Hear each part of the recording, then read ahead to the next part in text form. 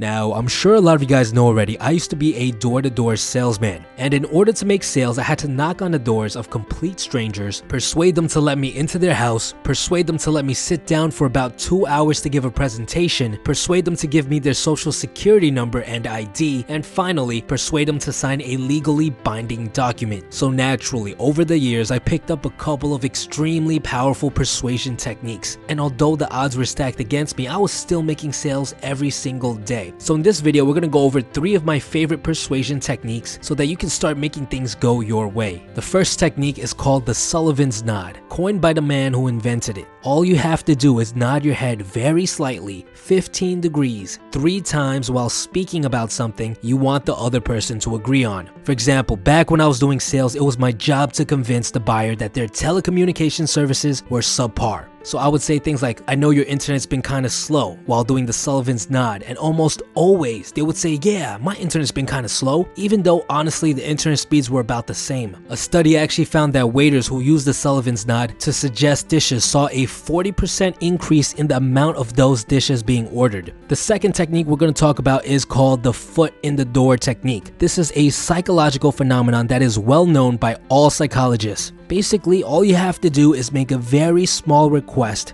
then you follow it up with a much larger request. Because when someone agrees to do something for you, they are much more likely to agree with the next thing you ask. When I was doing door-to-door sales, I entered the homes of about 10 people a day. Most of the time, I was able to enter within the first minute of my interactions. And this is all because of the foot in the door technique. Here's what I would say. I would say, do you have a remote? Yeah. Okay, can you bring it to me real quick? I just want to show you something.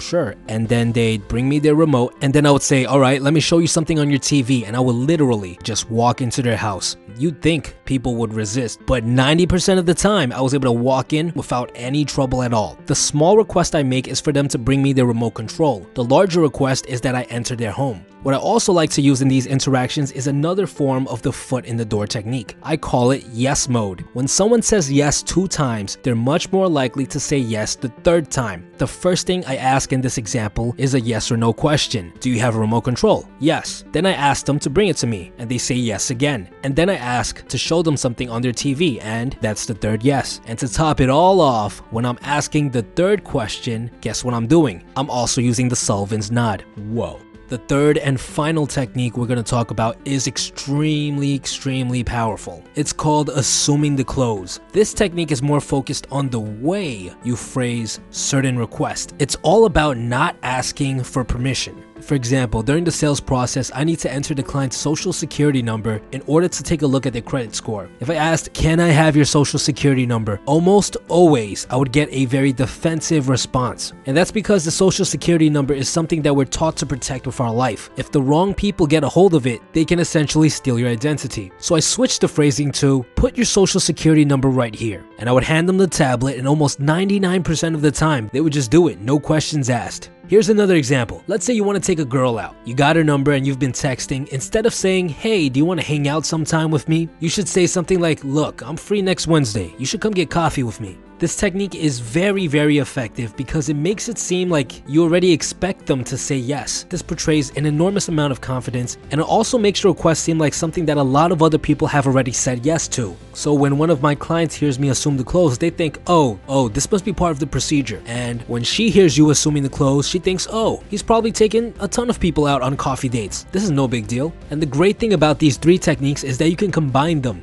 to give yourself an incredible persuasive edge. Mix them together, stack them on top of each other, try them out the next time you have to persuade someone to do something, and you'll definitely see a significant improvement.